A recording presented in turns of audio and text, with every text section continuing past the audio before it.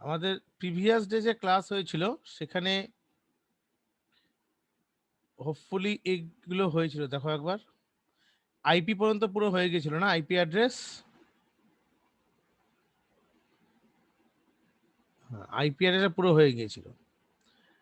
আজকে আমাদের নতুন যে চ্যাপ্টারটা সেটা যেটা হওয়ার কথা সেটা হলো, চ্যাপ্টার নতুন নয়, চ্যাপ্টারটা সেমই আছে। টপিকটা হলো domain name system. Domain name system কাকে বলে? What is domain name system? Domain name system হলো আমাদের আইপি অ্যাড্রেস আমরা পড়েছি class A, class B, class C, D, E. Total আমাদের সিলেবাস ভিত্তিক ভাবলে ক্লাস এ, বি, সি,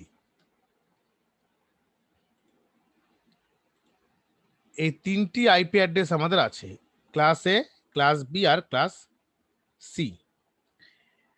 এই আইপি অ্যাড্রেসগুলো প্রত্যেকটা কম্পিউটারে ইন্টারনেট কানেকশন ভিত্তিতে হিসেব করলে সবার ক্ষেত্রে আইপিগুলো কি হয়?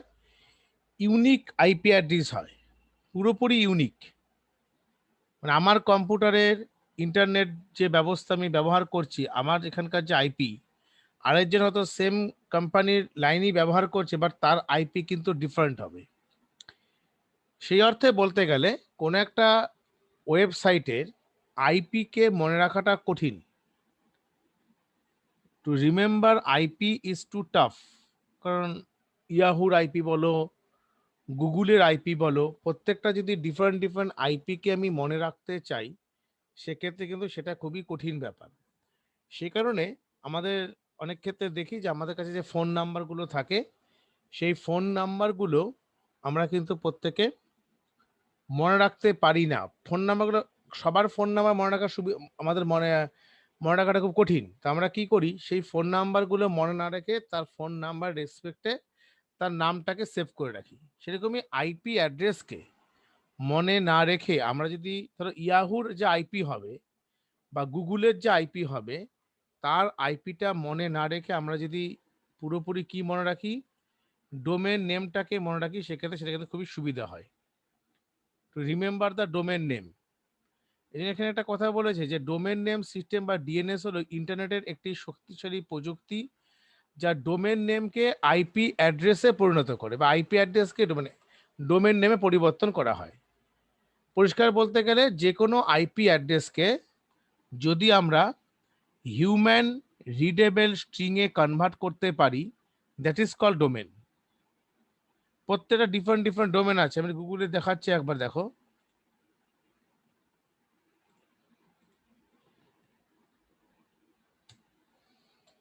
তোমাদের এখানে যদি মনে করো যে ফেসবুকের আইপি অ্যাড্রেস,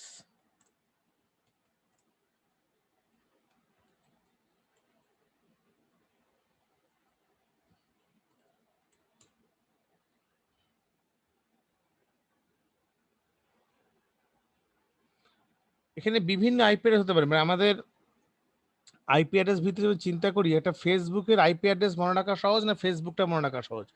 অবভিয়াসলি ফেসবুকটাই মনে রাখা সহজ। সে এখানে ধরো এটা ফেসবুকের আইপি অ্যাড্রেস 6069.63.181.11। তাহলে এটা অ্যাকচুয়ালি কি ধরনের আইপি অ্যাড্রেস? এটা হচ্ছে ক্লাস এ টাইপের আইপি অ্যাড্রেস। তোমাদের ক্লাস শেষে আজকে একটা আমি বাংলা পিডিএফ পাঠাবো, দেখে নেবে। আমার একটা স্টুডেন্ট করেছে ওই আগের ব্যাচে, খুব ভালো করেছে, অরুণাভ। দেখাচ্ছি ওটা। তা আমাদের প্রত্যেকটা আইপি অ্যাড্রেস মনে রাখতে গেলে ফেসবুকটা মনে রাখা সহজ, বা ফেসবুকের আইপি মনে রাখাটা কঠিন। সেজন্য ফেসবুকের যে আইপি হবে, সেই আইপিটাকে হিউম্যান রিডেবল স্ট্রিংয়ে কনভার্ট করাটাকেই বলে হচ্ছে ডোমেন নেম। যেমন যে 69.63.181.11, you can access Facebook by using the IP address instance of the URL. তুমি যদি এই আইপিটাকেও যদি এখানে ইনপুট করো, তুমি ফেসবুকটাকে ওপেন করতে, এটা না লিখে আমরা ডোমেনটাকে লিখি facebook.com। সো এখানে দেখো ডোমেন কাকে বলেছে। ডোমেন বলেছে ডোমেন নেম সিস্টেম বা ডিএনএস হলো ইন্টারনেটের একটি শক্তিশালী প্রযুক্তি যা ডোমেন নেমকে আইপি অ্যাড্রেসে পরিণত করে। প্রকৃতপক্ষে এটি একটি ডেটাবেস সিস্টেম যেখানে ডোমেন নেম ও তার আইপি সমস্ত তথ্যাবলী সংগৃহীত থাকে।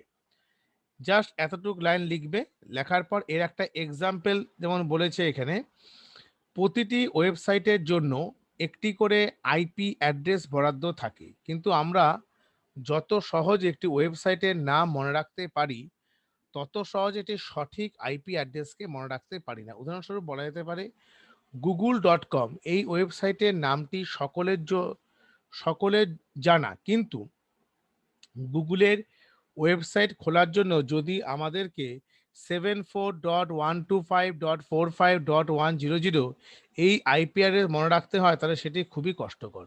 কারণ বোঝাই গেল আইপি অ্যাড্রেসকে হিউম্যান রিডেবল স্ট্রিংয়ে কনভার্ট করাটাকেই বলে হচ্ছে ডোমেন নেম। ওকে, এক সেকেন্ডে ফোন এসছে। তাহলে প্রথমে আমরা কি করব, এই আইপি অ্যাড্রেসে যাদের ইংলিশ নোটস দরকার ডোমেন নেম সিস্টেমে, সেটা আমি দিচ্ছি। এরকম ইংলিশ নোটসটা এখানে করে রেখেছি। এই হচ্ছে ডোমেন নেম, এটা ইংলিশের জন্য পড়বে।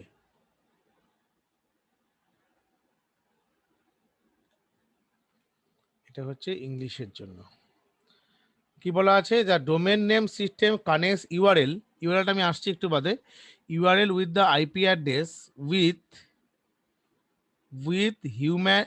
DNS, it is possible to type words instead of a string of numbers into a browser. মোট কথা আমাদের যদি ওই স্ট্রিংটাকে আইপিটাকে টাইপ না করে ডোমেনটাকে টাইপ করে তাহলেই হবে। এটা এখানে ইংলিশ যারা পড়বে তারা এই নোটসটাকে লিখতে পারো, নেম ইন এ ব্রাউজার, এটা লিখতে পারো। ওকে, ডিএনএস কাজ করার পদ্ধতি এটা দরকার নেই, এটার যে ডেফিনেশন যে পদ্ধতি লেখা আছে এটা না পড়লেও চলবে, no problem. Next is very very important term, যে ইউনিফর্ম রিসোর্স লোকেটার, যাকে আমরা বলছি ইউআরএল, ইউনিফর্ম রিসোর্স লোকেটার। প্রতিটি ওয়েবসাইটের, কেউ জয়েন করবে মেবি,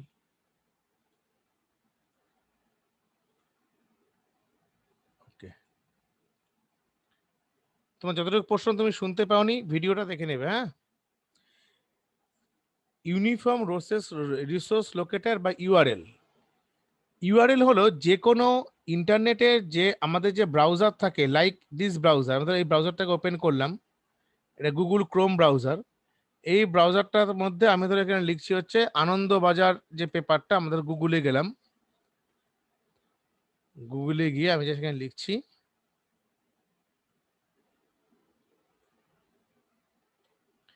আনন্দবাজার পত্রিকা, তুমি যখনই এখানে ক্লিক করবে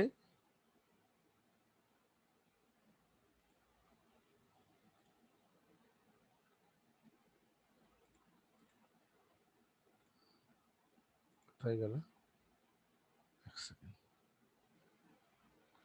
এই দেখো, তুমি যখনই এখানে ক্লিক করবে দেখবে এই সাইডে এটাকে বলে অ্যাড্রেস বার, যে ব্রাউজার থাকে না, এই ব্রাউজারে এটাকে বলা হচ্ছে অ্যাড্রেস বার। এই অ্যাড্রেস বারের মধ্যে তোমার এখানে ওয়েব অ্যাড্রেসটা থাকে, যে কোনো ওয়েব অ্যাড্রেস, এই যে জিনিসটা আছে যে https://www.anandbajar.com, এটা কিন্তু একটা ইউআরএল। তুমি যখনই আনন্দবাজার.com-এ এই ইউআরএলটার মধ্যে ক্লিক করবে অটোমেটিক একটা ওয়েব পেজ খুলে যাবে, সেটা ওপেন হবে পার্টিকুলার তোমার কম্পিউটারে যে ওয়েব ব্রাউজারটি ইনস্টল আছে। যেমন আমি যে কাজটা করছি এখন, আমার যে ওয়েব ব্রাউজারটা হলো এখানে গুগল ক্রোম। তুমি ওখান থেকে তুমি যে কোনো, আমি তো যে কোনো খবর পড়তে চাই, লাইক ধর আমি এই খবরটা পড়বো, এখানে ক্লিক করলাম, ক্লিক করে খুব খেয়াল রাখবে,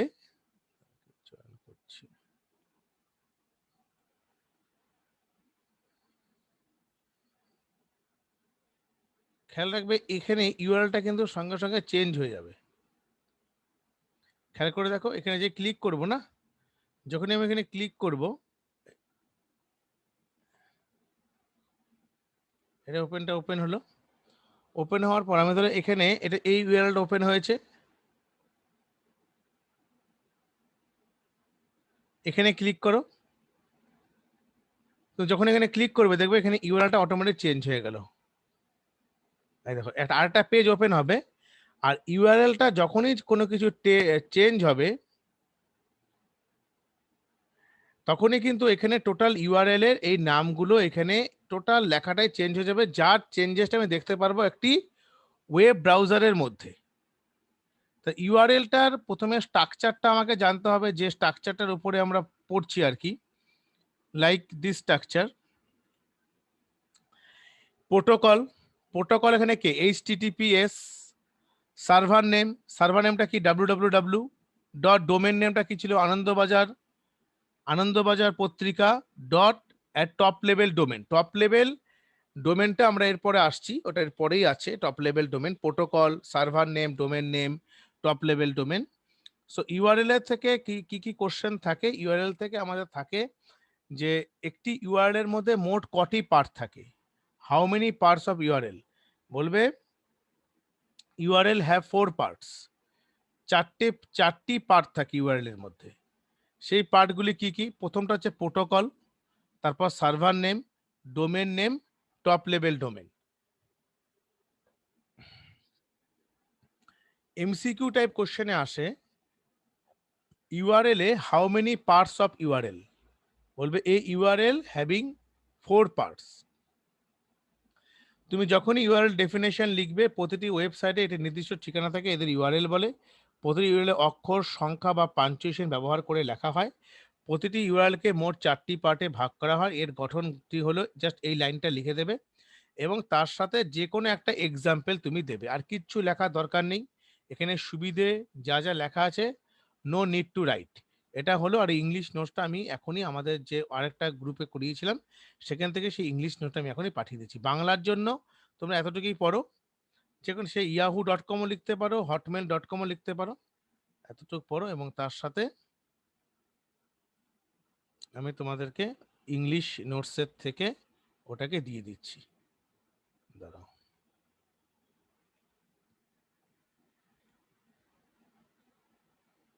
এই তোমার ইউআরএল টোটালটা কপি করে ঠিক আসবে না, বুঝলে তো। আমি একটা কাজ করি, এটা একবারে বারে বারে এখানে মুভ করার থেকে না, it's better to copy hair.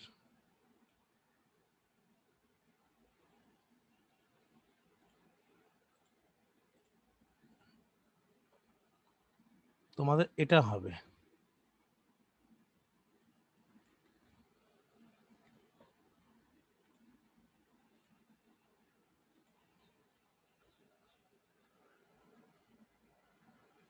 এটা a URL is a unique identifiers used to locate a resource on the internet. It is also referred to as a web address. যেটা আমি এইমাত্র দেখালাম, ওয়েব ব্রাউজারে যেখানে ওয়েব অ্যাড্রেসটা লেখা হয়, সেই ব্রাউজারের অ্যাড্রেস লেখার পজিশনটাকেই বলছি আমরা web address. URL consist a multiple parts including protocols and domain name that tell a web browser how where the retrieve a resource. এটা ইংলিশে লিখবে। লেখা কমপ্লিট হওয়ার পর এই পাথের যে অ্যাড্রেসটা আছে এটা অতি অবশ্যই দেবে। এই যে protocol, server name, domain name, top level domain, এটাকে পুরোপুরি দেওয়ার পর এখান থেকে একটা এক্সাম্পলকে দিয়ে দেবে, দ্যাট ইজ এ ইউআরএল। আর ইউআরএল এর শর্ট ফর্মও পরীক্ষায় লিখতে বলে, what is the full name. Short form তো ইউআরএল, ফুল নেম লিখতে বলবে হচ্ছে uniform resource locator. Okay. Internet পরিচিতি, এগুলো পড়ার কোনো দরকার নেই। হ্যাঁ, ইন্টারনেটের ইতিহাস পড়তে হবে না। ইন্টারনেটের কোথায় কোথায় ব্যবহার করা হয় এগুলো এখনকার দিনে পড়ার কোনো দরকার নেই। হ্যাঁ, যেটা আমার লাগবে, it's important thing is types of internet connection. যে ইন্টারনেট কানেকশনকে আমরা কত ভাগে ভাগ করতে পারি। টাইপস অফ ইন্টারনেট কানেকশন আমি যদি বলি, তো ইন্টারনেট কানেকশনকে we can divide in 2 ways, ভাগে ভাগ করতে পারি। একটা হচ্ছে ডায়াল আপ কানেকশন, আর second one is lease line connection. Dial up connection এবং লিজ লাইন কানেকশন ভাগে ভাগ করা যায়। সাধারণত টেলিফোন লাইনের সাহায্যে যে ইন্টারনেট সংযোগ স্থাপন করা হয় তাকে ডায়াল আপ কানেকশন বলে। এই লাইনটাই পড়লে, আর এটা তোমার ইংলিশ নোটসটা আমি দিয়ে দেবো, কেউ একজন নোটস করে রাখো, যেটা দরকার শুধু বই থেকে খুঁজে দেখবে, যা তোমার নোটস দরকার you can ask me, I can provide. এর মাধ্যমে ইন্টারনেট পরিষেবা পেতে একটি কম্পিউটারে টেলিফোন লাইন মোডেম থাকা আবশ্যিক।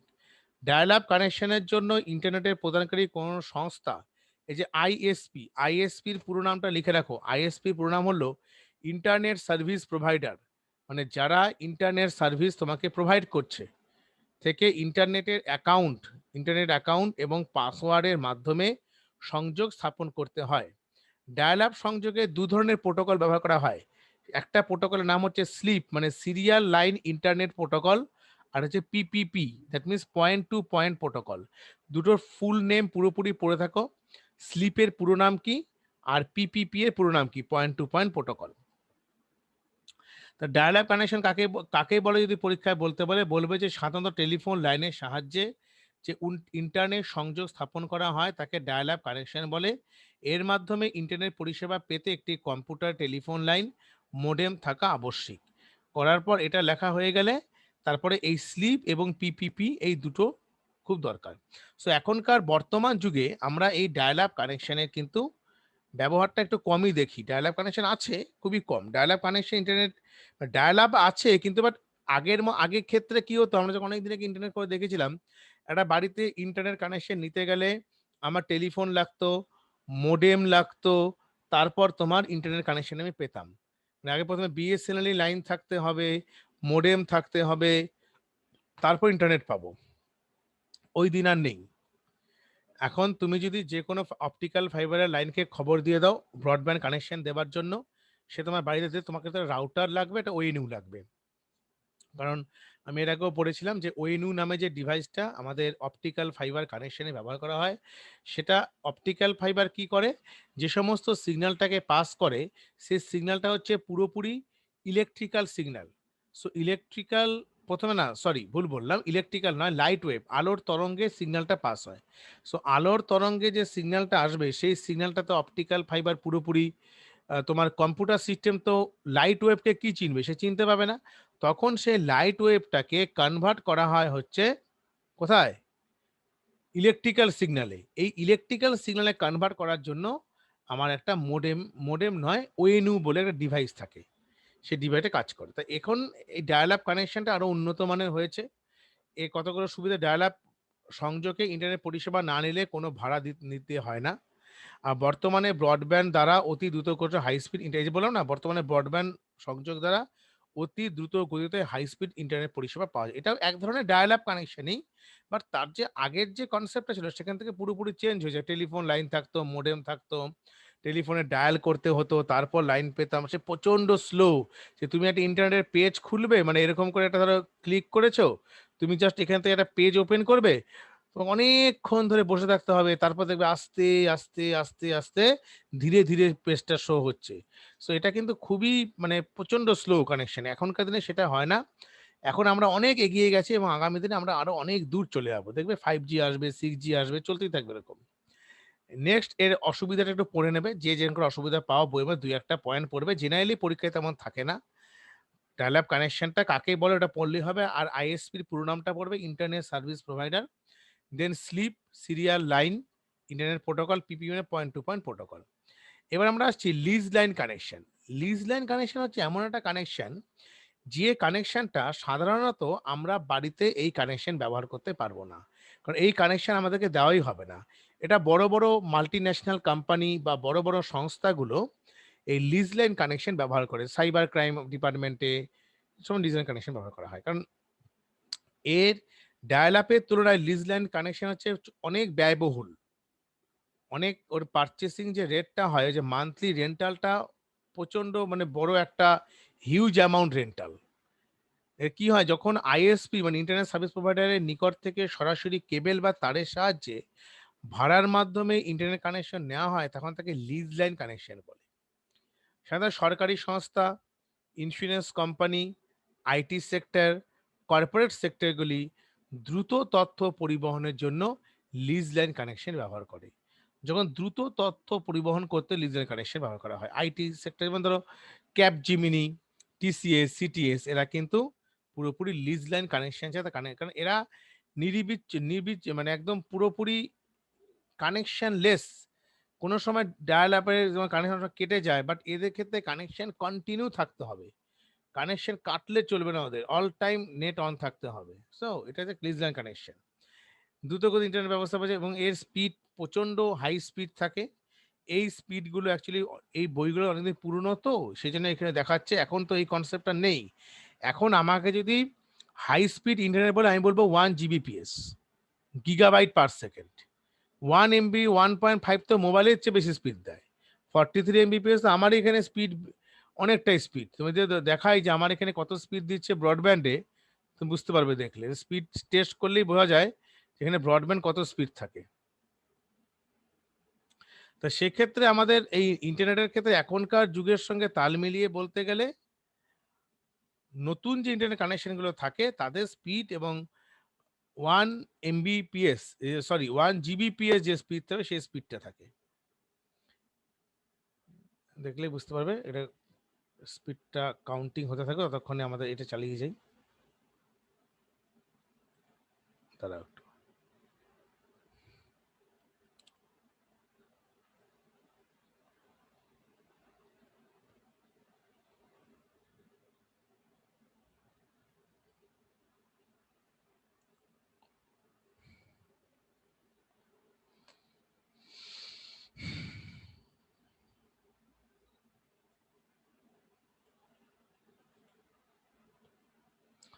অনলাইনে ওখানে সবাই ঠিক মতো ক্লাসগুলো করতে পারে না, এই জন্য এই দেখো এখানে কত স্পিড দিচ্ছে। এটা তো আমার লিস্ট না, এটা তো ডায়াল অ্যাপই ব্রডব্যান্ড কানেকশনের ক্ষেত্রে।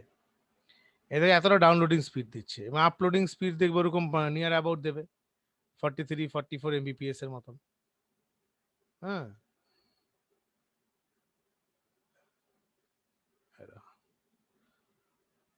এটা কিন্তু এটাকে আমি কি বলবো, লিজ লাইন বলবো না, তো এই কনসেপ্ট চলবে না। এটা লিজ লাইন এখনকার দিনে যে কনসেপ্টটা আছে সেই কনসেপ্ট হিসাব করতে গেলে তোমার 1 Gbps বললে ঠিক আছে, গিগাবাইট পার সেকেন্ড, ওরা ওরকম স্পিডেই নেয়। ইন্ডিয়াতে এখন জিবিপিএস স্পিডটাই চলছে, বুঝতে পারছো তো, জিবিপিএস স্পিডটাই চলছে।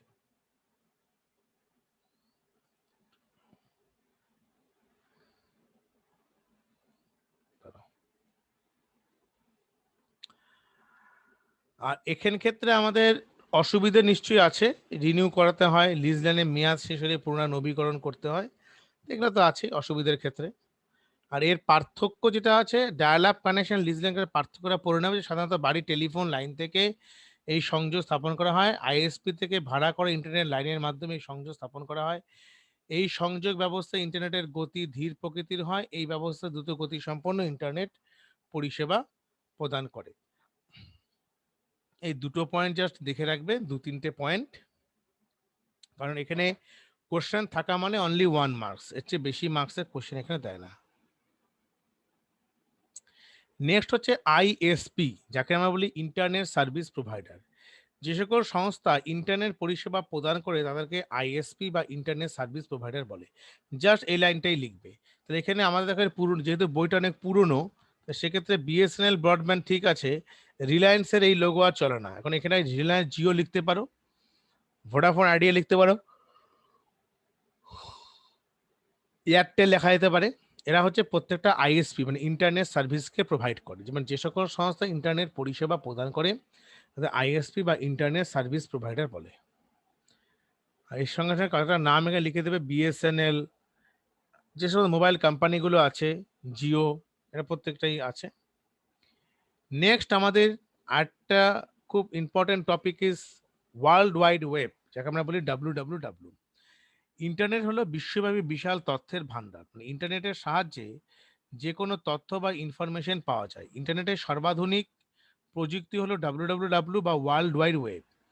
এটি প্রকৃতপক্ষে অসংখ্য হাইপার টেক্সট ডকুমেন্টের আন্তঃসংযোগকারী বিশাল সংরক্ষণ। যে কোনো ক্ষেত্রে আমরা কি দেখি, যখনই কোনো ওয়েবসাইটকে আমরা ওপেন করি, আমরা তার আগে কিন্তু এটা লিখি যে WWW মানে ওয়ার্ল্ড ওয়াইড ওয়েব। ইন্টারনেটের সাহায্যে যে কোনো তথ্য বা ইনফরমেশনকে পাওয়া যায়। এই ইন্টারনেটের সর্বাধিক প্রযুক্তি হলো WWW বা ওয়ার্ল্ড ওয়াইড ওয়েব। এটি প্রকৃতপক্ষে হাইপার টেক্সট ডকুমেন্টের আন্তঃসংযোগকারী বিশাল সংগ্রহ। জাস্ট এতটুকুই পড়বে। যাদের কাছে ইংলিশ বই আছে তারাও হয়তো বইয়ের মধ্যে পেয়ে যাবে, ইংলিশ বইয়ের মধ্যে কিন্তু এই জিনিসটা পাবে তুমি, অসুবিধা হওয়ার কথা নয়। যদি না পাও আমাকে যারা ইংলিশ ভার্সন আছে ইমিডিয়েট জানাবে, আমি নোটস করে পাঠাবো। আর এটা কবে তৈরি করা হয়েছিল, কে তৈরি করেছিল, এগুলো কোনো দরকার নেই করার। সুবিধে পড়তে পারো, দুটো সুবিধে পড়ে রাখো। ইন্টারনেটের সঙ্গে যুক্ত কয়েকটি অর্ঘ আছে ক্লাসে আজকে, আছে। আচ্ছা ঠিক আছে। তুমি কি বই কিনেছো? আর যেগুলো নোটসগুলো দিচ্ছি সেগুলো কিন্তু ইমিডিয়েট খাতায় লেখা শুরু করো, হ্যাঁ।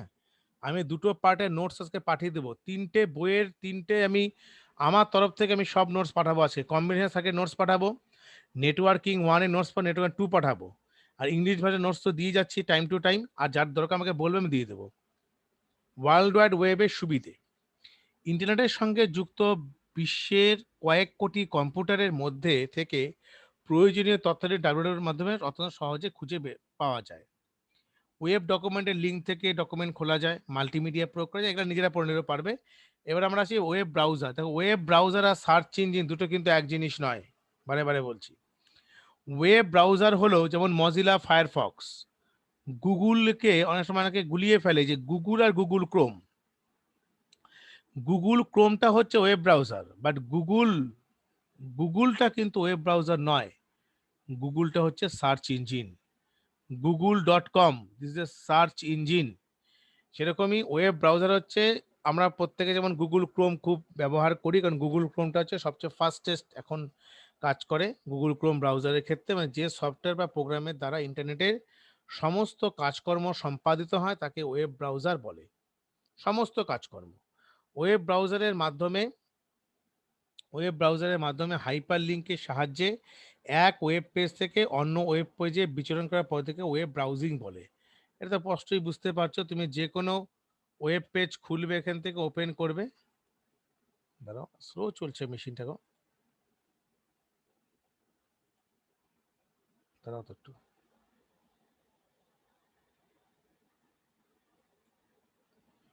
ওয়েট করো।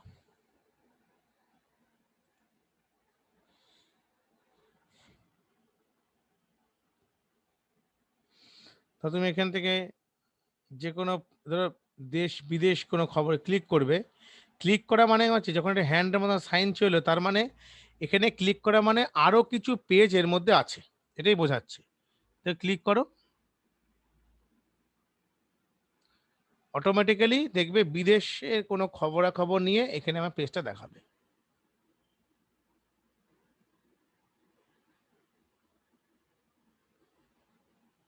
এই দেখো, বুঝতে পারছো তো? এই দেখো পুরোপুরি বিদেশি খবর যাচ্ছে।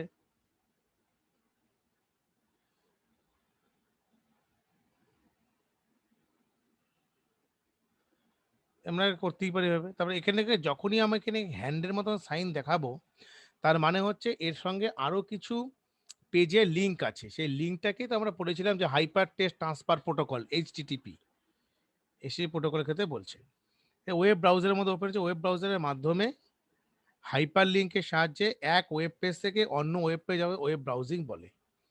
এবার কারা কারা এখানে ওয়েব ব্রাউজারের মধ্যে আসছে সেই নামগুলো এখানে লেখা যাবে: Internet Explorer, Netscape Navigator, Firefox, Google Chrome, Opera, Mosaic, Avant ইত্যাদি। এরা প্রত্যেকটা হচ্ছে ওয়েব ব্রাউজার। ওয়েব ব্রাউজারের ফাংশন, ওয়েবের এক এক ওয়েবসাইট থেকে অন্য যাওয়া, এই ফাংশন দুই একটা জাস্ট পড়ে দেখে নেবে তাহলেই হবে, কঠিন কিছু নেই। আর যদি আমাকে সার্চ ইঞ্জিনের নাম লিখতে বলে, তাহলে কিন্তু এই নামগুলো মনে রাখতে হবে। সার্চ ইঞ্জিনের মধ্যে আমার কি কি নাম আসবে, সার্চ ইঞ্জিনের ক্ষেত্রে নামগুলো লিখে নাও। সার্চ ইঞ্জিনের মধ্যে আমার যেমন আমি বলতে পারি, সার্চ ইঞ্জিনে, এটা বন্ধ করি তো, পেজটা স্লো করছে মেশিনটা, এত প্লাগিংস আছে না, স্লো হয়ে যাচ্ছে। সার্চ ইঞ্জিনে যেমন google.com আসতে পারে,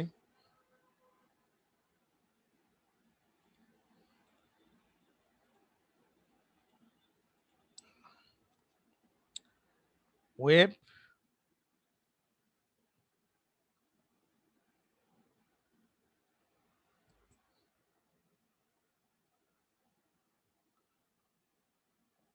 ওয়েব ব্রাউজার সার্চ ইঞ্জিন কারা কারা পড়বে? যেমন তুমি msn.com বলতে পারো,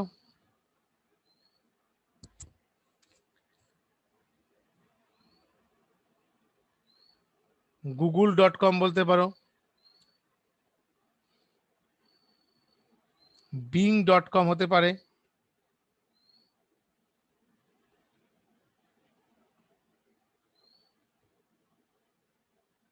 yahoo.com হতে পারে,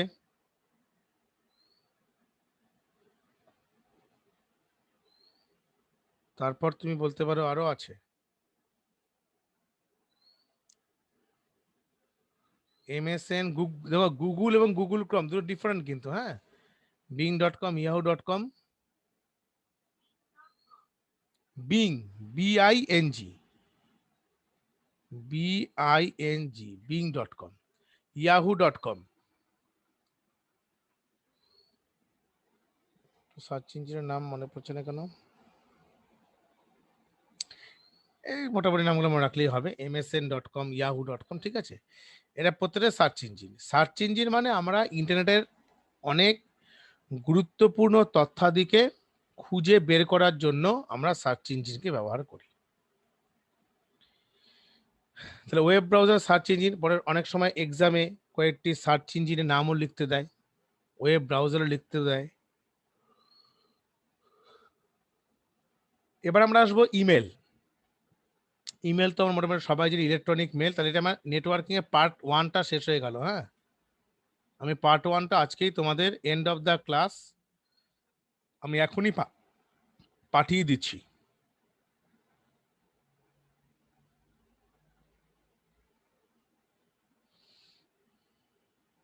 পরে বাড়াচ্ছে না। এর পরবর্তী ক্ষেত্রে আমার যে টাইপটা আছে সেটা হলো নেটওয়ার্কিং পার্ট 2 আছে একটা।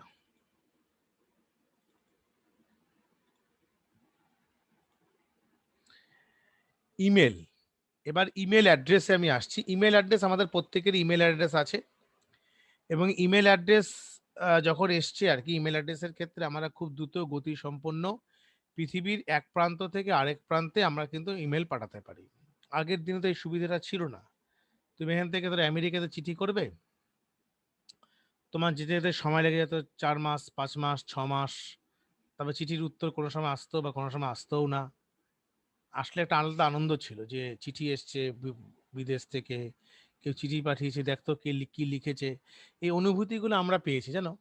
আমাদের এখান থেকে চিঠি আমার পিসির বাড়িতে লিখে পাঠালাম, মামার বাড়ি লিখে পাঠালাম, এখান থেকে কলকাতায় চিঠি পাঠাচ্ছি উত্তরবঙ্গের থেকে। চিঠি এসছে, পোস্টম্যান এসছে, চিঠি নিয়ে এসছে, কি না কি খবর নিয়ে এলো, ভালো খবর নাকি। সেই চিঠি আমি নিজে চিঠি লিখেছি একটা সময়, ওই এনভেলপ থাকতো, সেটাকে আমরা বলতাম হচ্ছে এই ব্লু কালারের মতন দেখতে, পোস্ট কার্ডও চিঠি লেখা হতো অনেক সময়। ক্ষেত্রে আরেকটা ক্ষেত্রে খুব মানুষের ভয় লাগতো, সেটা টেলিগ্রাম এলে। টেলিগ্রাম আসা মানে হয়তো কি অসুস্থ বা কোনো মৃত্যু সংবাদ, এটা দেখেছি।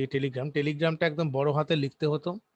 তা সেই দিন তাহলে এখনকার ইমেলের যুগে বা মোবাইলের যুগে এই জিনিসগুলো কিন্তু এখন পুরোপুরি এই যে মানে হারিয়ে যাওয়া জিনিসগুলো মনে হয় খুবই ভালো ছিল। তখন এত ফাস্টের যুগ ছিল না, হ্যাঁ, এত মানুষকে কমিউনিকেট করতে পারতাম না। যে সেটা আমি নস্টালজিক ভাবে কথাগুলো বললাম, ছেড়ে দাও না, আবার বর্তমানে ফিরে আসি। যে সাধারণত চিঠির ক্ষেত্রে যে আমরা ইমেল ব্যবহার করতাম, কি করে লিখতাম, যে ইউজার নেম @ডোমেন নেম। এখানে ইউজার নেম ডোমেন নেমটা কি, ধরো আমার যেমন মেল pr.online1982@gmail.com।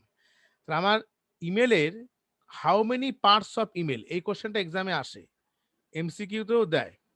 কোশ্চেনে কিভাবে দেয়, বলে যে ইমেলে যদি আমাকে বলে যে ইউআরএল এর পার্ট কটা, যদি আমাকে বলে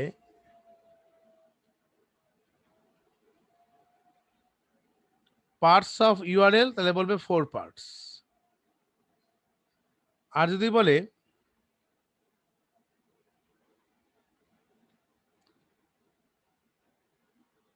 parts of email,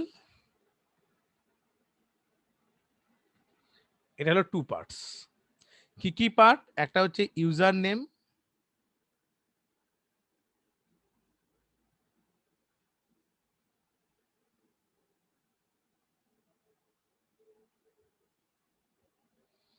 user name আর হচ্ছে আমার ডোমেন নেম। কিরকম, লাইক একটা ইমেল লিখছি, ধরো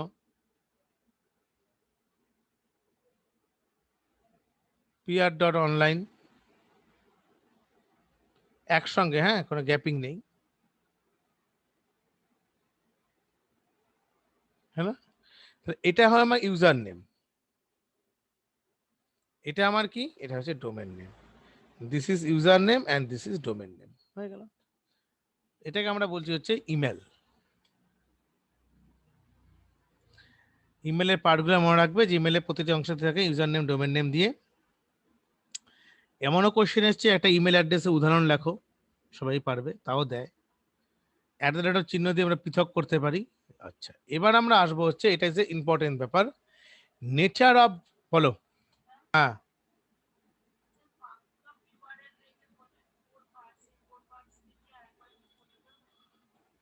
তুমি কি আগে দেরি করে এসছো মানে একটু, না মনে হয় ওই এই পার্টগুলো যে প্রোটোকল, মনে পড়ছে?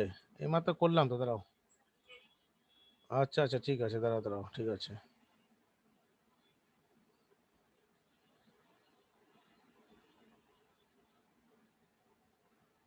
এই যে protocol, server name, domain name, top level domain.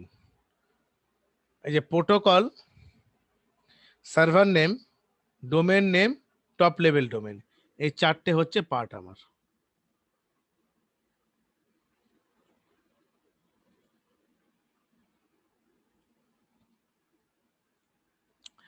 এবার nature of domain, nature of ডোমেনের ক্ষেত্রে আমার কি কি থাকে? নেচার অফ ডোমেনের ক্ষেত্রে মানে .com, .com মানে এটা হচ্ছে কমার্শিয়াল ওয়েবসাইট। অনেক ক্ষেত্রে আমরা দেখি না যে www.yahoo.com বা gmail.com, .com মানে কমার্শিয়াল। .com মানে তার নেচার অফ দ্য ডোমেনটা কি, .com মানে কমার্শিয়াল। অনেক সময় এক্সামে কোশ্চেন আসে নেচার অফ ডোমেনের মধ্যে .com বলতে আমরা কি বুঝি। .com মানে কমার্শিয়াল ওয়েবসাইট, .int মানে কোনো আন্তর্জাতিক সংস্থাকে বোঝায়, .edu মিনস যে কোনো স্কুল, কলেজ, বিশ্ববিদ্যালয়ের কোনো সংস্থাকে বোঝায়, যে কোনো এডুকেশনাল ওয়েবসাইট এবার .edu লেখা থাকে। .gov মানে গভর্নমেন্টাল সাইট, .mil মানে মিলিটারি কোনো সংস্থাকে বোঝায়, .net কোনো নেটওয়ার্ক নিয়ন্ত্রণকারী সংস্থাকে চিহ্নিত করে, আর .org মানে হচ্ছে অর্গানাইজেশনের ওয়েবসাইট, মানে বিভিন্ন দেশীয় বা বিদেশীয় অর্গানাইজেশন বা সংস্থাকে চিহ্নিত করে। যে কোনো দেশীয় বা বিদেশি অর্গানাইজেশন বা সংস্থাকে চিহ্নিত করেছে .org। .org মানে অর্গানাইজেশন, ওকে। এবার আমি দেখাচ্ছি, দেখো ইডিইউ যে সাইটটা, আমরা কি করে বুঝতে পারবো যে ইডিইউটা কি ধরনের সাইট? তুমি যে এখানে যাও, ক্লিক করো, ক্লিক করার পর এখানে গুগলে সার্চিং যাও, এখানে যাদবপুর ইউনিভার্সিটি কোনো সাইটকে ওপেন করো, আমাদের যাদবপুর ইউনিভার্সিটি।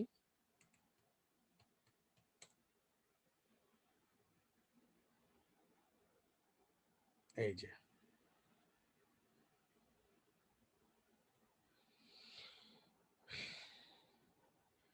যাদবপুর ইউনিভার্সিটি ক্ষেত্রে এটা হচ্ছে আমাদের টোটালটা হচ্ছে .edu লেখা, দেখতে পাচ্ছ তো? .edu মানে এডুকেশনাল ওয়েবসাইট, বোঝা যাচ্ছে। তোমরা তো অনেক ক্ষেত্রে একটা জিনিস কতটা খেয়াল করেছো জানি না, আমি একটা জিনিস তোমাদেরকে বলছি, এখানে নট সিকিউর দেখাচ্ছে, দেখতে পাচ্ছ? কেন বলো তো? এই যে www-টাকে আমরা যখন এখানে প্রিন্ট করছি না, যদি কোনো একটা প্রোটোকলের মধ্যে HTTP থাকে শুধুমাত্র, এখন নতুন যেটা হয়েছে শুধুমাত্র যদি HTTP থাকে, তাহলে সেক্ষেত্রে সেই সাইটটাকে বাই ডিফল্ট সব HTTP থাকে, মানে হাইপার টেক্সট ট্রান্সফার প্রোটোকল। যদি কোনো সাইটের মধ্যে শুধুমাত্র HTTP থাকে, তাহলে সেটাকে নট সিকিউর দেখাবে। আর যত যত ওয়েবসাইটগুলো, বেশিরভাগ ক্ষেত্রে এখন যত অনলাইন ট্রানজেকশন থেকে মানি ট্রানজেকশন সবই হচ্ছে, এখন HTTPS করাটা বাধ্যতামূলক। HTTPS মানে হচ্ছে hyper text transfer protocol secure, মানে HTTP একটা সার্টিফিকেশন আমাকে বের করতে হয়। আমি দেখাচ্ছি, তুমি দেখো এখানে কি দেখলে, নট সিকিউর। তো যদি অন্য একটা তুমি সাইট খোলো, ক্যালকাটা ইউনিভার্সিটি, মানে ওরা যে একটা HTTPS এর, হ্যাঁ, HTTPS সার্টিফিকেশনটা যাদবপুর ইউনিভার্সিটি এখনো নেয়নি। ওই জন্য এখানে থেকে দেখাচ্ছে নট সিকিউর। HTTPS হলে সিকিউর হতো। দেখো ক্যাল ইউনিভ দেখাচ্ছে একটা। তুমি এই সাইটটা ক্লিক করো, ক্যালকাটা ইউনিভার্সিটির একটা সাইট। দেখো এখানে এখানে কি নট সিকিউর দেখাচ্ছে? দেখাচ্ছে না, কারণ কি দেখো এটা HTTPS আছে। HTTPS সার্টিফিকেশনটা অন আছে। যখনই HTTPS সার্টিফিকেশনটা ওরা বাধ্যতামূলকভাবে নেওয়া থাকবে, তখন সেটা কিন্তু তোমার সিকিউর সাইট থাকবে। That is call Calcutta University secure site. আর কিন্তু ইউনিভার্সিটি, যাদবপুর ইউনিভার্সিটি তো এই সাইটটা কোনো কারণে ওরা নেয়নি, এই ক্ষেত্রে কিন্তু আমাকে নট সিকিউর দেখাচ্ছে। ক্লিয়ার কনসেপ্টটা? এটা পড়ে নেবে, .com .int .edu .gov .mil প্রত্যেকটা আলাদা আলাদা করে পড়ে নেবে। তারপরে আমরা আসছি কান্ট্রি ডোমেন। এটা আমরা বললাম নেচার অফ ডোমেন, আর এটা হচ্ছে আমার কান্ট্রি ডোমেন। কান্ট্রি ডোমেনে কি বলেছে দেখো, কান্ট্রি ডোমেনের মধ্যে .au, EU মানে অস্ট্রেলিয়া। অস্ট্রেলিয়ার কোনো ওয়েবসাইটকে বোঝায়। যেমন আমাদের ওয়েবসাইট খোলার সময় দেখি না যে .in, ac.in, মানে এখানে .in মানে হলো আমার ইন্ডিয়ার কোনো ওয়েবসাইট। যেমন .ai সংযুক্ত আরব আমিরশাহী, .br Brazil, CA for Canada, Switzerland, Germany, Denmark, প্রত্যেকটা আলাদা আলাদা কান্ট্রি ডোমেন আছে। ES ফর হচ্ছে স্পেন, .fr মানে ফ্রান্স, .il মানে ইসরায়েল, .it মানে Italy, GP for Japan, MS for Mexico, US মানে আমেরিকা। তো ডিফারেন্ট ডিফারেন্ট কিন্তু এখানে আমাদের কান্ট্রি ডোমেনগুলো এখানে আছে। সো নেচার অফ দ্য ডোমেনটা অবশ্যই পড়বে, এবং তার সঙ্গে সঙ্গে আমাদের কান্ট্রি ডোমেনগুলোকে পড়বে।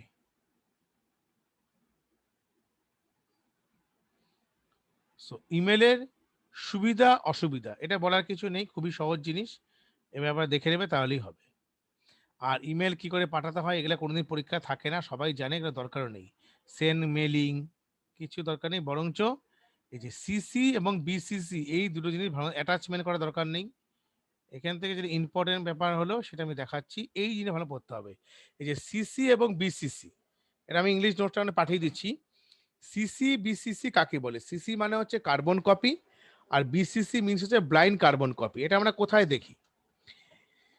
তোমরা যখনই কোনো মেল পাঠাতে যাবে না, আমি দেখাচ্ছি, ধরো এই সাইটটার ক্ষেত্রে এখানে যাও, এখানে গিয়ে লেখা হচ্ছে জিমেল। জিমেলে ক্লিক করো, ক্লিক করে এই জিমেলটাকে ওপেন করো। করলে জিমেলটা ওপেন হচ্ছে আমার। ওপেন হবার পর এখানে কি লেখা থাকে? কম্পোজ। কম্পোজ একটা ক্লিক করো। এখানে রেসিপিয়েন্ট দেখাচ্ছে, এখানে সাবজেক্ট দেখাচ্ছে, আর এখানে সেন্ড দেখাচ্ছে, তাই তো? একটু দাঁড়াও, পুরো পেজটা লোডিং হয়নি। ধরো এখানে আমি যাকে মেলটা পাঠাবো, মানে এখানে রেসিপিয়েন্ট টুতে আমি যাকে মেল পাঠাবো, সাপোজ আমি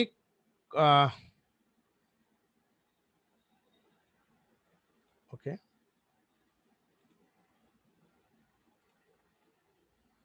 মেল পাঠাচ্ছি, লাইক আমি এখানে কাউকে ধর মেল পাঠাচ্ছি পায়েল মিশ্রা। এখান থেকে আমি যদি সিসিতে ক্লিক করি, সিসি মানে সিসিতে ধরো যাদের আমি মেলগুলো পাঠাবো, লাইক আমি ধরো এখানে একজনকে মেল পাঠাচ্ছি, একে মেল পাঠাচ্ছি, তা সিসি এবং বিসিসি, বিসিসির মধ্যে আমি ধরো আবার লিখছি, আরো আছে,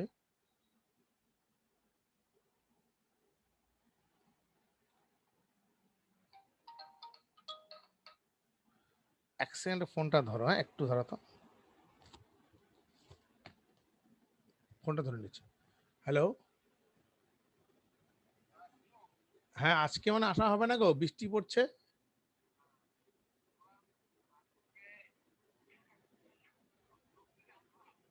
আজকে আসতে পারবো না, বৃষ্টি হচ্ছে তো।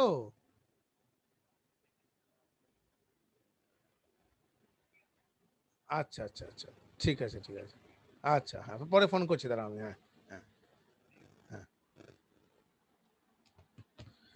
এবার কি হলো দেখো, এখান থেকে আমি যে বিসিসির মধ্যে কতটা ভ্যালু রাখছি, সাপোজ ধরো এখানে রাখলাম আমি, তো এখানে যখনই 2 থেকে সিসিতে পাঠাবো, তাহলে এই যে পায়েল মিশ্রা যে দেখাচ্ছে, তারা জানবে যে আমাকেও বাদ দিয়ে যে এদেরকে আমি মেলগুলো পাঠিয়েছিলাম। সিসি মানে হচ্ছে কার্বন কপি, আর BCC means blind carbon copy, মানে এই সিসি জানতে পারবে না যে এ কাদের কারো পাঠানো হয়েছে।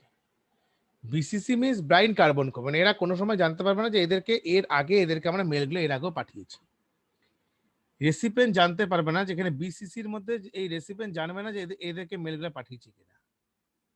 বিসিসি মানে ব্লাইন্ড কার্বন কপি। তো আমাদের এখানে যেভাবে পড়তে হবে, আমি ইংলিশটা এখনই দিচ্ছি, যে ইমেল আইডিগুলি থেকে টু ফিল্ডের প্রাপকেরা, প্রাপক মানে রেসিপেন্ট জানতে পারবে তাদের চিঠির কপি, তাদেরকেও চিঠির কপি পাঠানো হয়েছে।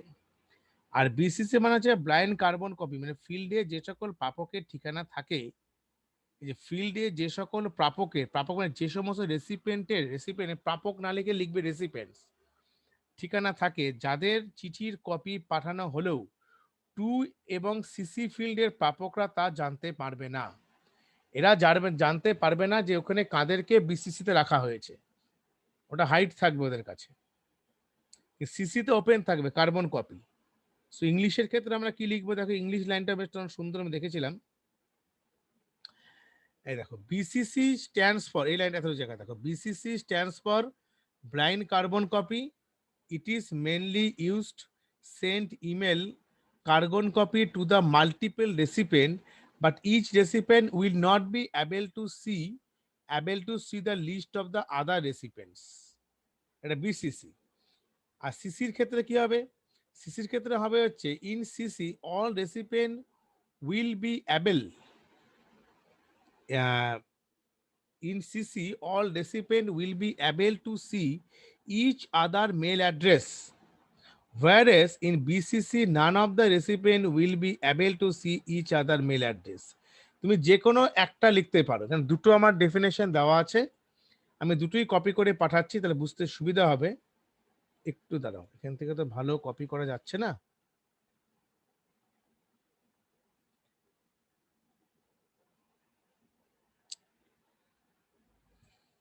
দাঁড়াও একটু ওয়েট করো, হ্যাঁ।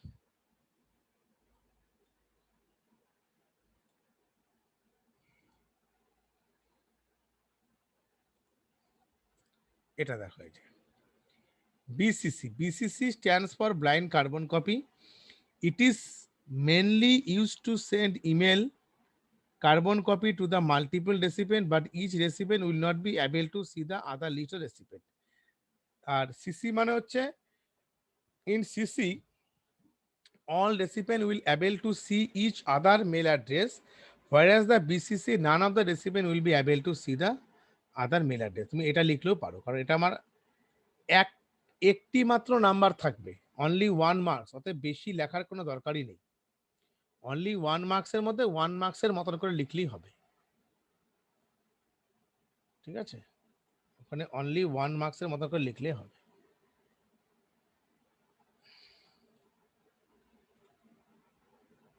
রেকর্ডিংটা অন না থাকলে অসুবিধা হতো, অনেকে সবাই অ্যাটেন্ড করতে পারছে না। কলকাতা কি ওয়েদার খারাপ, না বৃষ্টি হচ্ছে, না কিছু হচ্ছে ওখানে?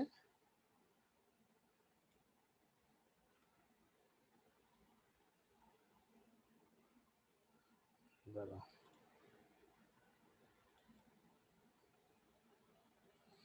এটা লিখবি ইংলিশের জন্য। In CC all recipient will be able to see each other mail address, whereas BCC none of the recipient will be able to see each other mail address. CC की all recipient will be able to see the each other mail address, and whereas the BCC none of the recipient will be able to see the other mail address. এটা লিখলে যথেষ্ট।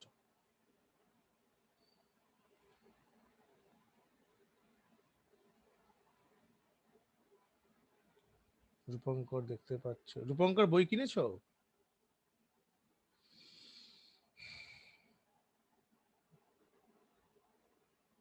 এখান থেকে কোথায় গেলাম, CC BCC.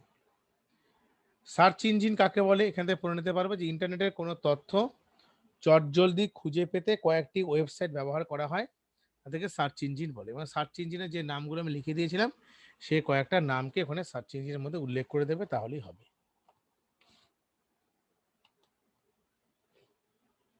ইন্টারনেটের কোনো তথ্য চটজলদি খুঁজে পেতে কয়েকটি ওয়েবসাইট ব্যবহার করা হয়, যাদের সার্চ ইঞ্জিন বলে। সার্চ ইঞ্জিনে লক্ষাধিক তথ্যাদি সম্পদের তথ্যাদি উল্লেখ করা থাকে।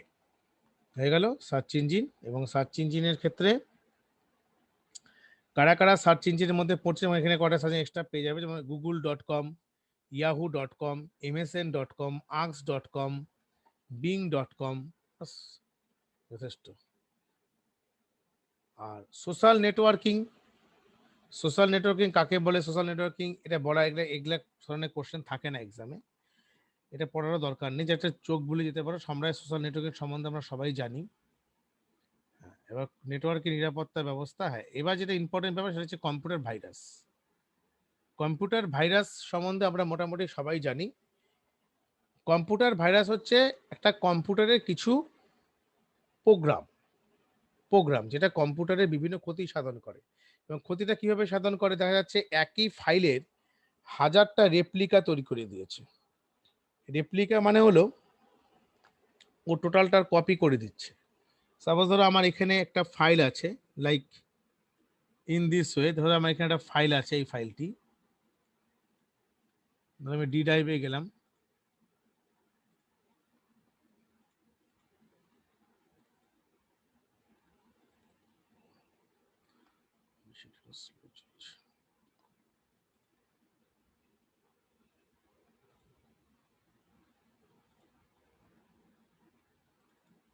দাঁড়া ওপেন হবে, স্লো চলছে তো।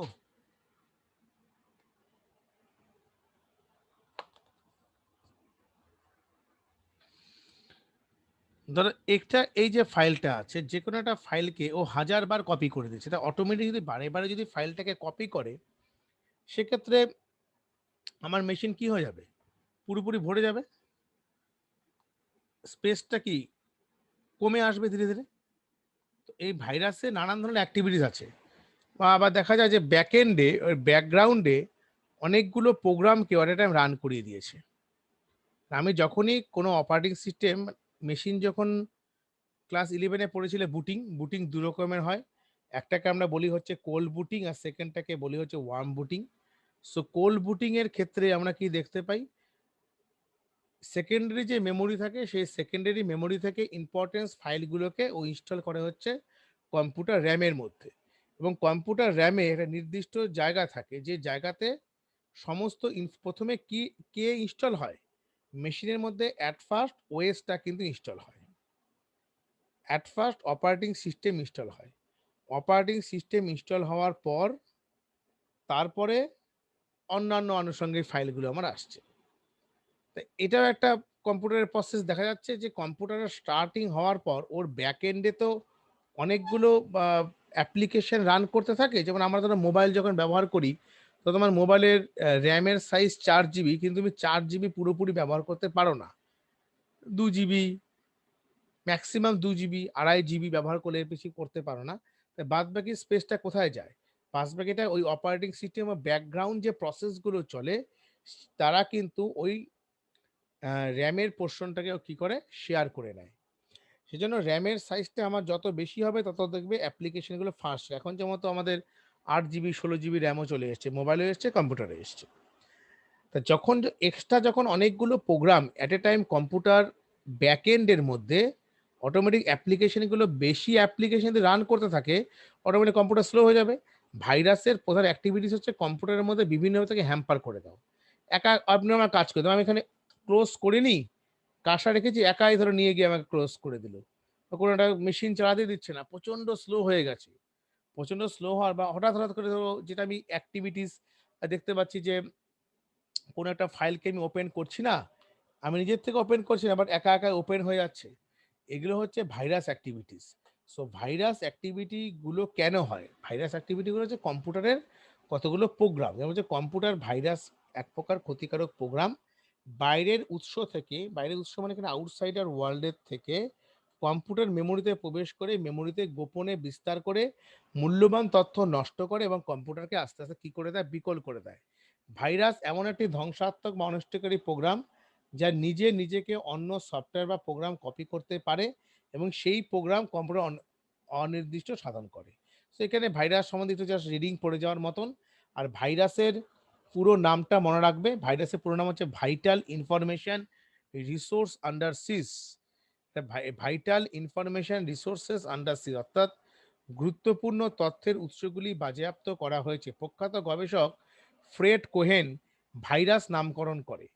প্রথম যে ভাইরাসটি পাওয়া যায় সেটা হচ্ছে ক্লিপার ক্রিপার ক্রিপার ভাইরাসটি ভারতবর্ষে 1990 জুন মাসে সর্বপ্রথম যে ভাইরাস আবিষ্কৃত সেটা ছিল হ্যাপি বার্থডে যোশী। তারপরে এরকম নানা ধরনের ভাইরাসগুলো আসে।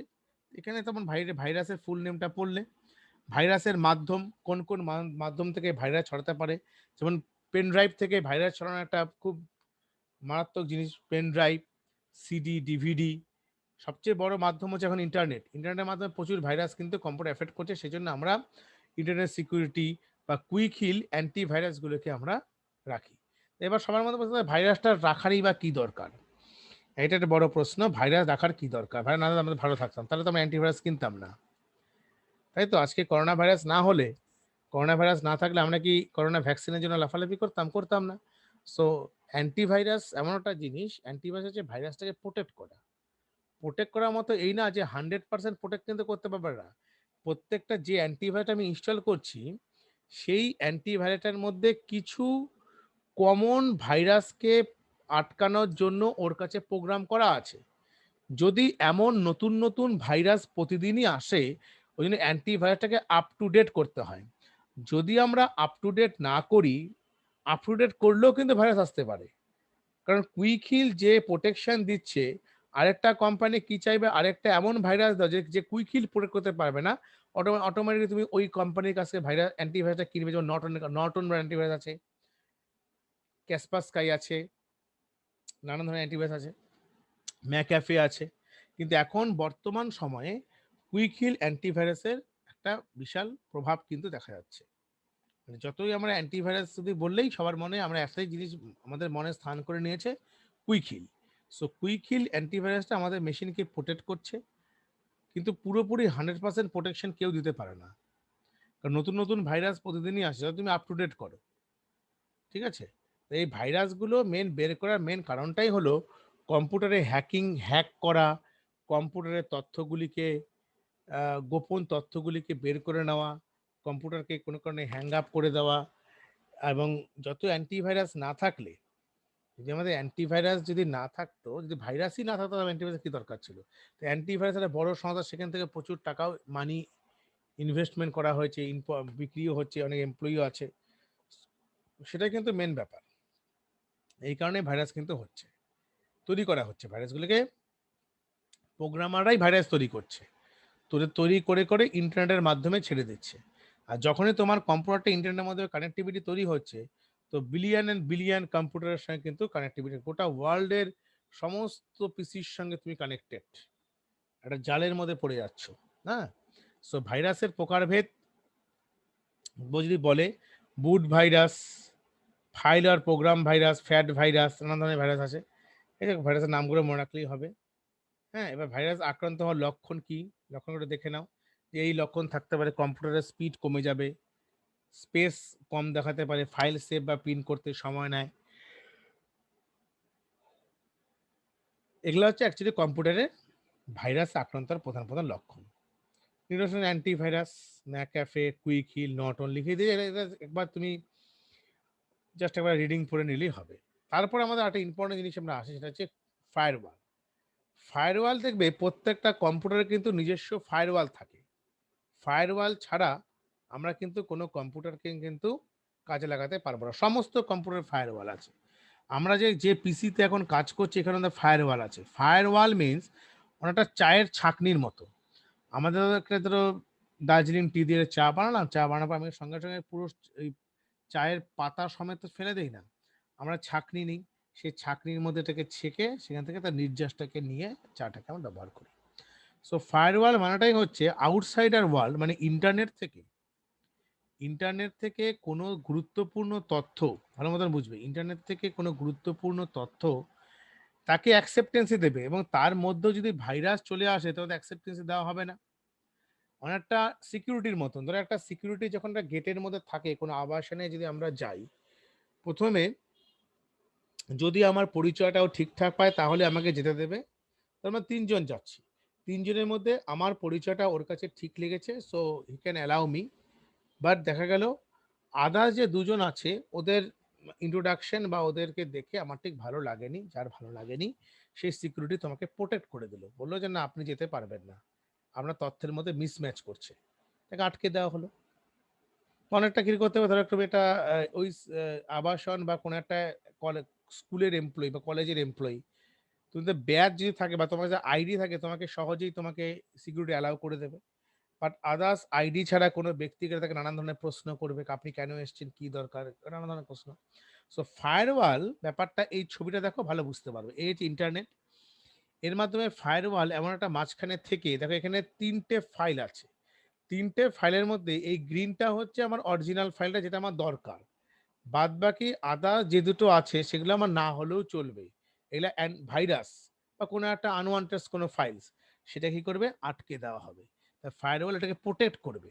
সো এটাকে অ্যালাও করবে না। That is the main uses of firewall. Firewall কাকে বলে? এক সেট নিয়ম-নীতি বা রুলস এর মাধ্যমে কম্পিউটারের ইনকামিং ও আউটগোয়িং ডেটা, শুধুমাত্র যে ইনকামিং এর ক্ষেত্রে হবে না, আউটগোয়িং মানে কম্পিউটার থেকে কোনো তথ্য যখন ইন্টারনেটে যাবে, কারণ কম্পিউটারে দুটো তথ্য কাজ করে। একটা হচ্ছে আপলিঙ্ক আর সেকেন্ডটা হচ্ছে ডাউনলিঙ্ক। তাহলে আপলিঙ্ক ডাউনলিঙ্ক করার সময় এক সেট বা নিয়ম নীতি বা রুলস এর মাধ্যমে কম্পিউটারে ইনকামিং ও আউটগোয়িং ডেটা প্রবাহ নিয়ন্ত্রণ এবং প্রয়োজনে তা ফিল্টার বা ছেকে নেওয়া, ফিল্টার করা যায়, তাকে ফায়ারওয়াল বলে। এই লাইনটা লিখলেই হবে। ছবি আঁকার কোনো দরকার নেই, অনলি 1 মার্কস থাকবে। ইংলিশেরটা আমি দিচ্ছি। ইংলিশেরটা আমার কাছে এখানেই আছে। দাঁড়াও একটু, ইংলিশটা তোমাকে আমি দেখাতে পারছি, একটু দাঁড়াও। এই যে a firewall is a software or firmware. Firmware মানে যে group of softwares that prevents unauthorized access. Unauthorize মানে যে আনঅথরাইজ অ্যাক্সেস, অথরাইজেশন যার নেই, unauthorize access to a network. It inspects incoming and outgoing traffic. It inspects incoming, যেটা আমার আসছে এবং যেটা বেরোচ্ছে, outgoing traffic using a set of rules to identify the block threats, that is called firewall। খুব সুন্দর লেখা আছে ইংলিশে, এই লাইনটাই লিখবে, আমি দিয়ে দিচ্ছি।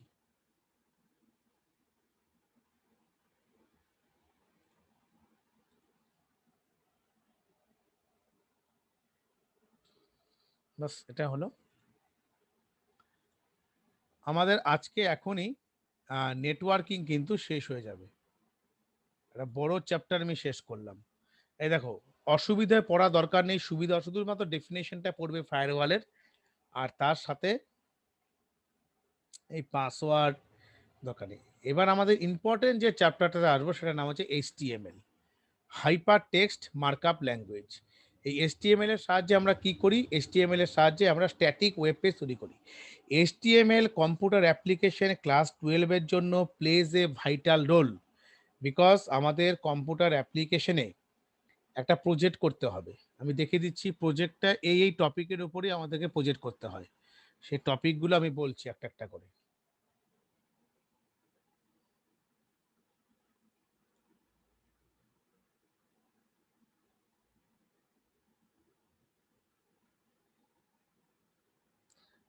ওয়েব পেজ ডিজাইনিং HTML, এই যে travel and tourism, festivals, book catalogue, pollution and pollution control. যাতে টাকি গার্লস যারা আছো, তোমাদের ম্যাডামকে প্রতিবারই দেখি যে ক্লাস HTML এর ক্ষেত্রে একটি মাত্রই প্রজেক্ট ওরা করায়, এই পলিউশন অ্যান্ড পলিউশন কন্ট্রোল।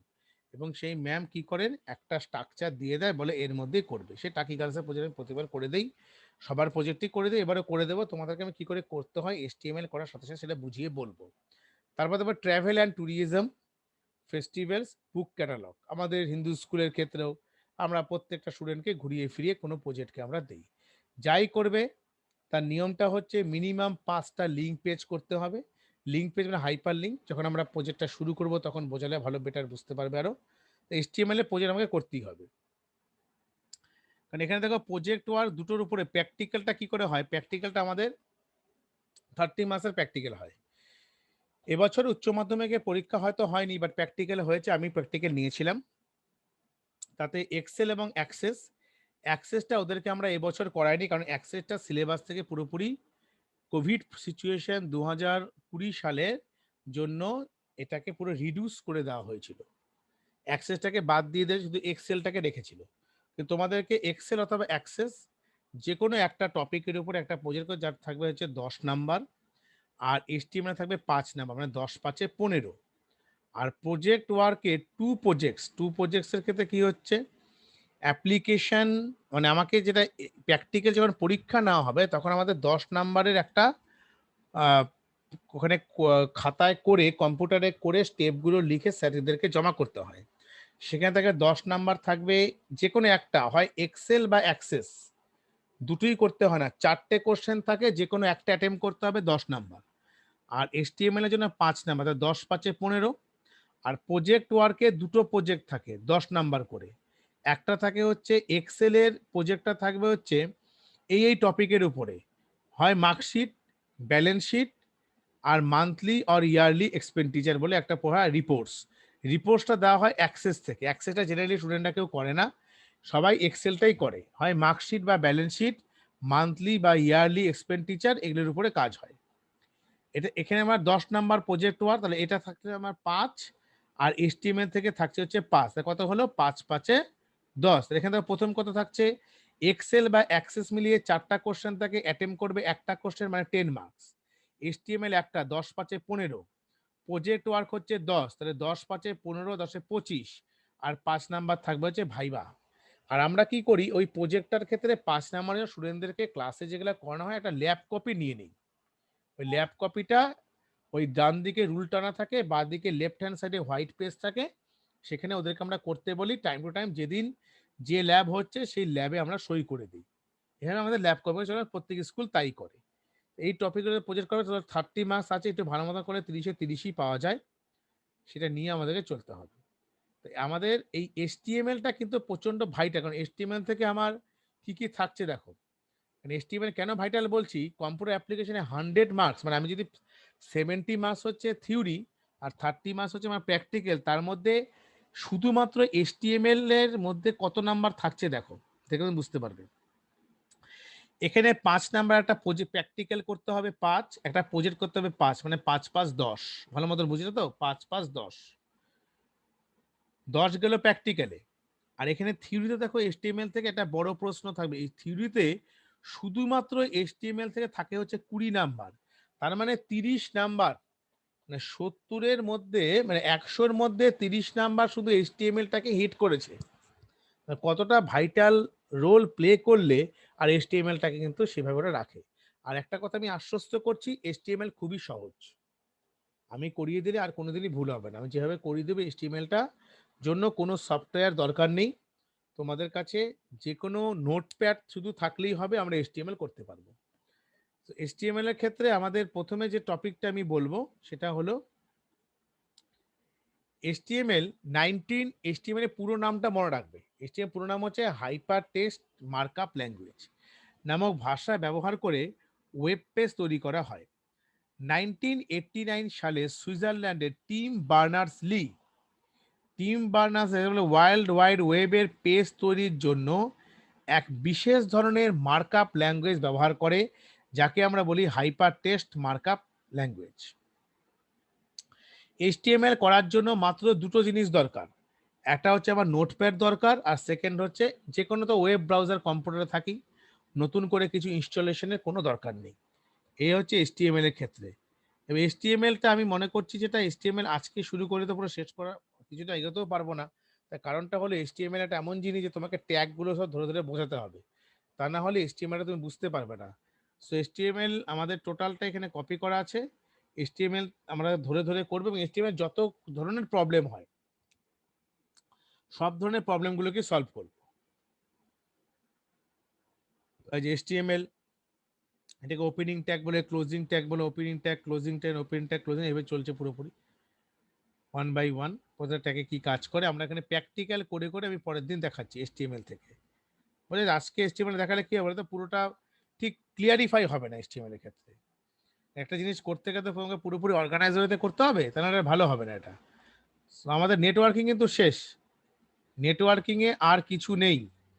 বরঞ্চ আমাদের একটা যে চ্যাপ্টারটা আমি বলেছিলাম, যেটা কৌস্তব আমাকে বলেছিল ওটা করে দেওয়ার জন্য, যে বলছিলাম তোমার কি আছে জানানোর জন্য, 4 বিট অ্যাডার বলেছিল না আমাকে, মনে পড়ছে? 4 বিট অ্যাডার।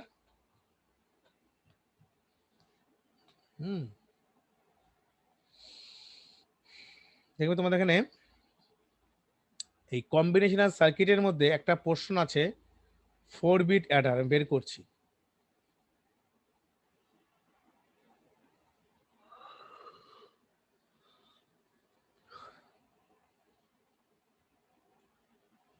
এই যে 4 বিট অ্যাডার সার্কিট।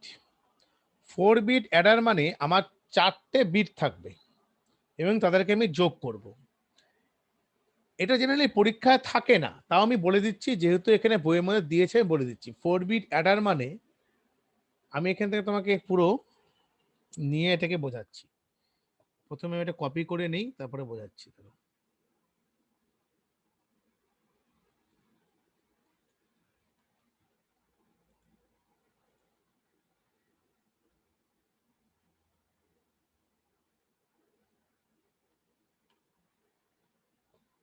কপি না করলে হবে না।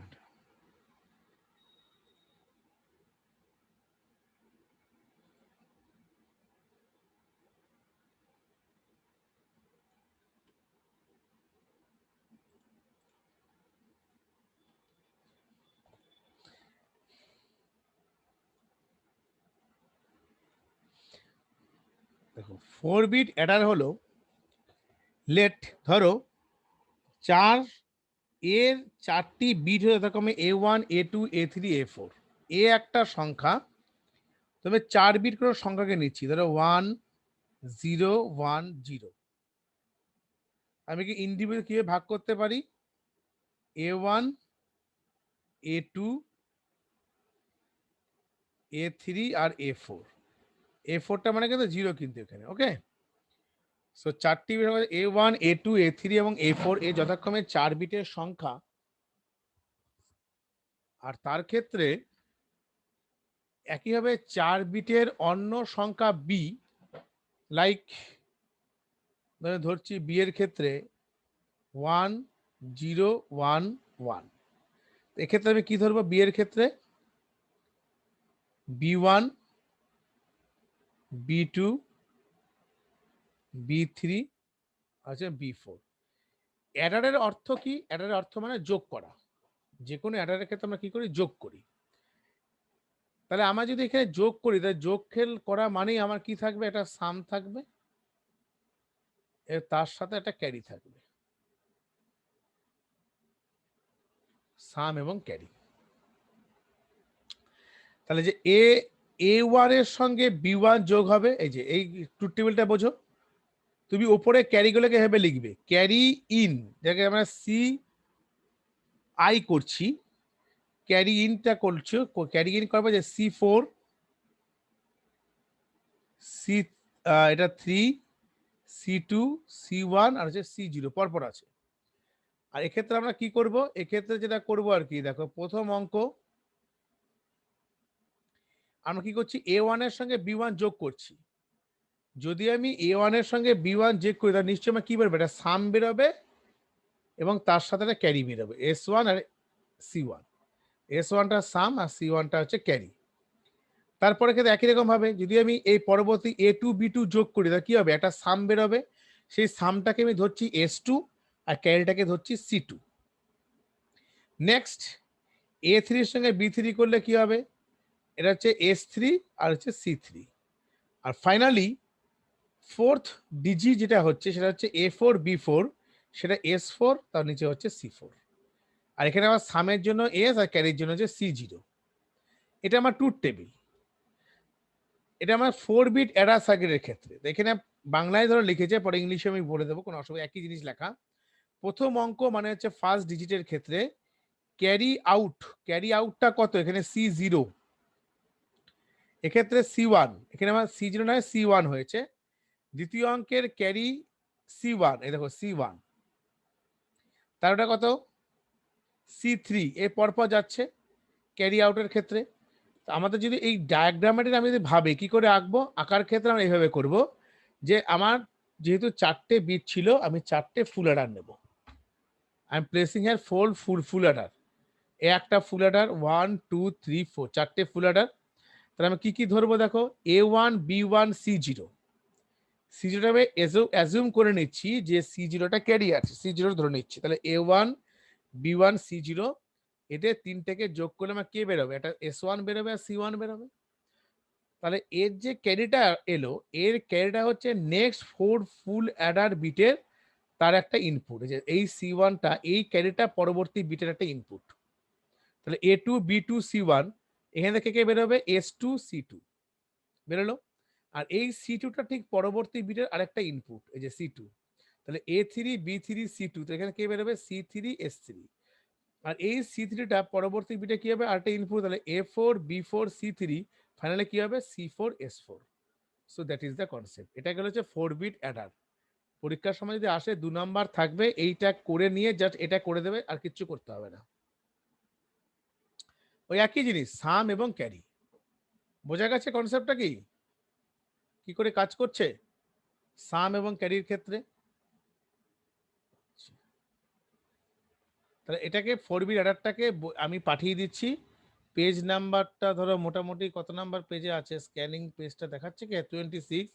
আমি টোটাল আসে ক্লাসটা এন্ড করার পর কি কি পাঠাবো দেখো, কম্বিনেশনাল সার্কিটের এই পার্টটাও পাঠাবো, নেটওয়ার্কিং পার্ট 1টা পাঠাবো, নেটওয়ার্ক পার্ট 2টাও পাঠাবো। আর যারা ইংলিশ নোটস করছো তোমাদের জন্য বলছি, যেটা বাড়িতে যে বইটা আছে সেখান থেকে ঘেটে করো, করার পর যেখানে আটকে যাবে আমাকে জানাও, আমি সেখান থেকে সেটা রেকটিফাই করে বলে দেবো একদম কোনটা কিভাবে লিখতে হবে। আর আরেকটা যেটা হলো যে 4 বিট সাবস্ট্রাক্টর যে সার্কিটটা, ওটা আমি এখনই করাচ্ছি না। 4 বিট সাবস্ট্রাক্টর সার্কিটটা পরের ক্লাসে আমি করাবো। একই জিনিস, ওখানে সাম না থেকে তোমার ওখানে কি থাকবে?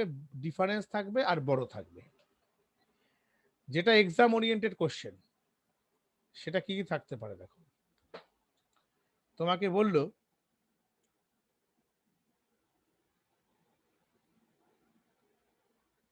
Right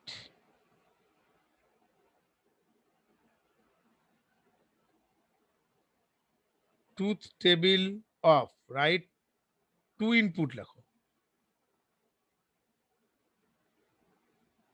2 input truth table of XOR gate. এ ধরনের কোশ্চেন থাকে। 2 নাম্বার বললো implement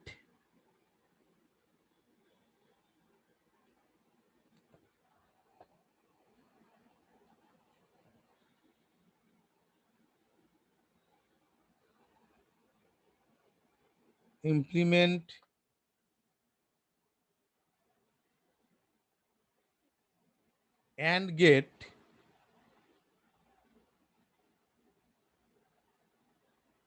using NOR gate. NOR গেটের সাহায্যে অ্যান্ড গেট করে দেখো। আবার বললো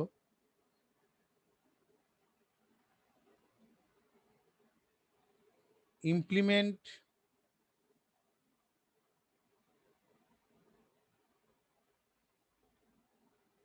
OR gate using NAND gate. না, OR গেট ইউজিং ধরো লিখলাম আমি AND gate. Is it correct or true or false? এই লাইনটা কি ট্রু না ফলস কে বলবে?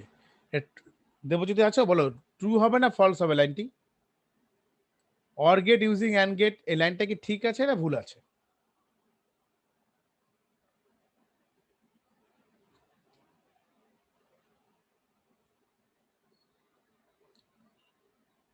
হ্যাঁ, তুমি বলছো ঠিক আছে, কিন্তু আমি বললাম ভুল আছে। কেন ভুল আছে? তার কারণ কোনো সময় কোনো বেসিক গেট থেকে বেসিক গেটে আসা যায় না। এই ধরনের কোশ্চেন কিন্তু ভাইভাতে বলে অনেক সময়। এটা তো একটা বেসিক গেট, অরও একটা বেসিক গেট, অ্যান্ডও একটা বেসিক গেট। তাই কোনো বেসিক গেট থেকে কোনো বেসিক গেটে আসা যায় না। আমাকে সবসময় সেটা কি করতে হয়? ইউনিভার্সাল গেট দিয়ে আসতে হবে। So implement OR gate using NAND gate, এটা করলে আমার কারেক্ট। এটা হচ্ছে কারেক্ট, রাইট। এই ধরনের কোশ্চেনগুলো ভাই যত পারবে প্র্যাকটিস করবে। আরেকটা ক্ষেত্রে আমি দিচ্ছি,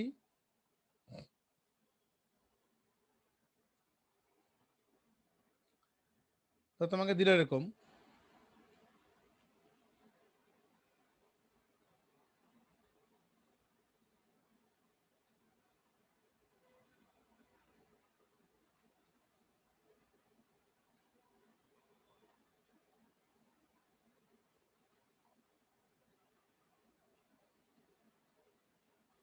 অর্ঘ বলো এফ এর মান কি হবে? আমাকে সিম্পলিফাই করতে হবে না, ডাইরেক্ট এফ এর মান বলবে।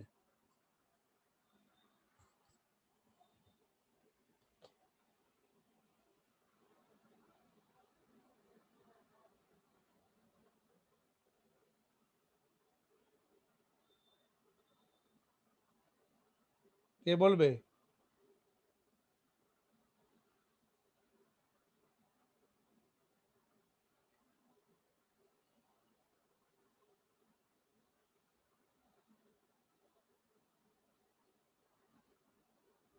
পারবে?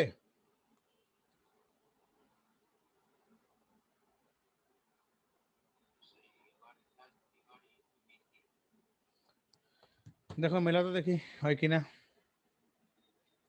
এটা হলো এ বার, এটা বি বার। এই এ বারটা এই অর গেটের ইনপুট হচ্ছে, তাহলে এ বার প্লাস বি বার। আর এখান থেকে কে আসছে? বিসি। তা কি হবে? A bar B bar dot BC, এটা হচ্ছে এফ এর মান। বোঝা গেল? So that is the concept of F. F equal to A bar plus B bar dot BC, is the concept of F. বুঝতে পেরেছো? এই ধরনের জিনিসগুলো প্র্যাকটিস করতে হবে। যত কঠিনের দিক না, এটা তো কঠিন তো নয়, এটা তো বেসিক কনসেপ্ট। অ্যান্ড গেটের জন্য এটা হলো, এটা অর গেটের জন্য, এটা আমি অ্যান্ড গেটের জন্য, এটা তোমার অ্যান্ড গেটের জন্য করলাম। বইয়ে দেখবে, আমি একটা জিনিস দেখাচ্ছি এখান থেকে, এই পোর্শনটা তুমি একদম ক্লাস 11-এর জিনিস, এগুলা কোনো তেমন পার্থক্য নেই, পুরোপুরি 11-এ যা শিখেছো সেটাই। টু লেভেল সার্কিট কাকে বলে, এক্সর গেট, কম্বিনেশন সার্কিট কাকে বলে, এটা 11-এ না, এটা 12-এই আছে। নর্থ থেকে আমাকে বলো নট নট নর্থ থেকে নট গেট তৈরি করে দেখাও। নট গেট থেকে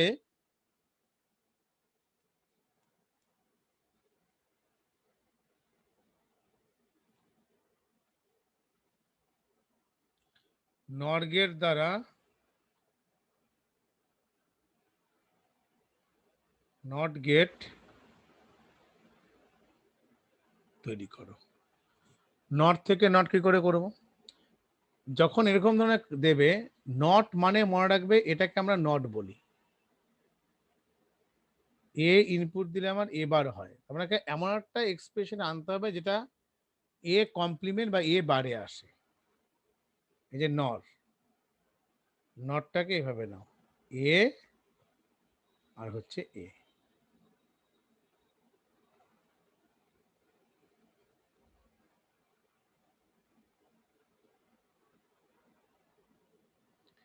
এ প্লাস এ তার হোল বার, এ প্লাস এ তার whole bar equal to A বার। কারণ নর, এটা আমি একটু মুছে দিই তাহলে ভালো মতন বুঝতে সুবিধা হবে।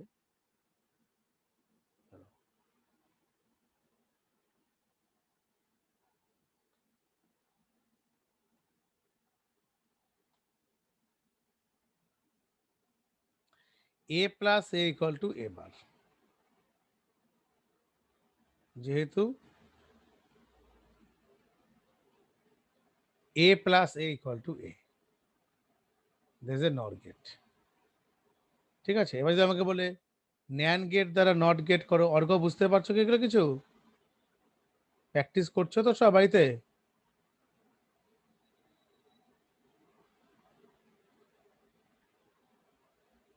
পরীক্ষা কিন্তু খুব শীঘ্রই চলে আসবে, দেখবে স্কুল খুললেই প্রেসার দেবে, প্রজেক্ট ফজেক্ট হাবিয়ে যাবে, প্রচুর ঝামেলা হবে। ন্যান গেটের সাহায্যে নট গেট, নট মানে আমাকে এবারে আনতে হবে। এটাকে নিয়ে প্রথমে আমি এ নিলাম আর এ নিলাম, ন্যান মানে ইন্টু এ ডট এ মানে হোল বার, এটা এ বার,